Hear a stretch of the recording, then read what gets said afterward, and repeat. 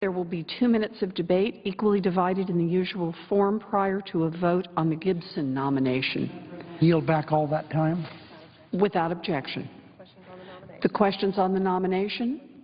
All those in favor say aye. Aye. Aye. All those opposed say no. The ayes appear to have it. The ayes have it. The nomination is confirmed. Under the previous order, the motions to reconsider are considered made and laid upon the table.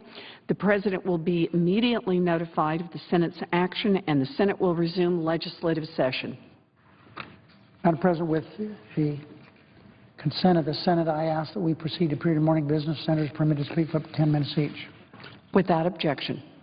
I ask unanimous consent that at 11 a.m. tomorrow, February 12th, the Senate proceed to executive session to consider nominations numbered 525, 595, 527, and 529. That there be 30 minutes for debate, equally divided in the usual form. Upon the use or leading back of that time, the Senate proceed to vote with no intervening action or debate on the nominations in the order listed.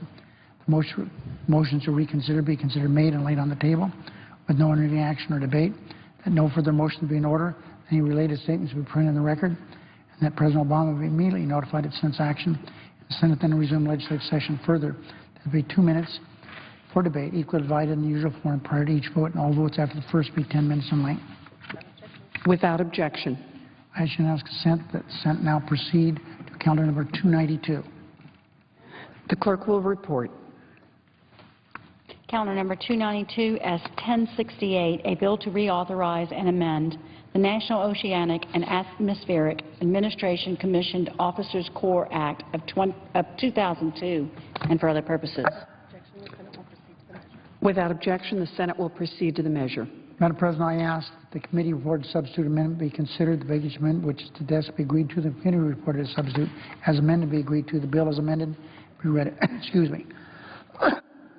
And the motion to reconsider be considered made and laid on the table, and there be no intervening action or debate. Without objection. I ask unanimous consent that appointments of desk appear separately in the record as if made by the chair. Without objection.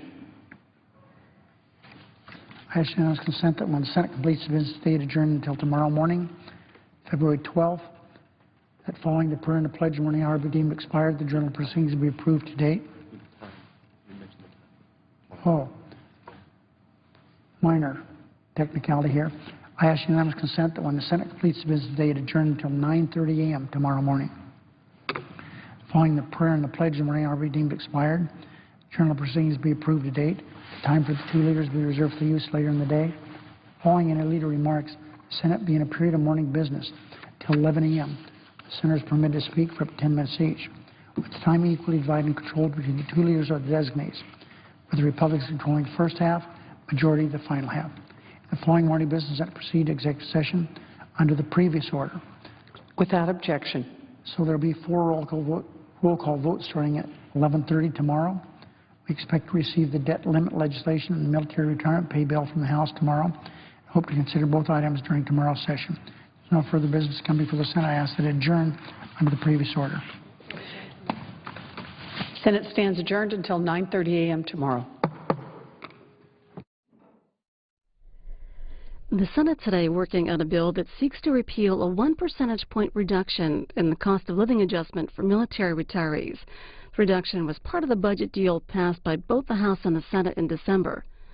Earlier today, Vice President Joe Biden swore in the Senate's newest member, John Walsh, a former lieutenant governor and former head of the Montana National Guard.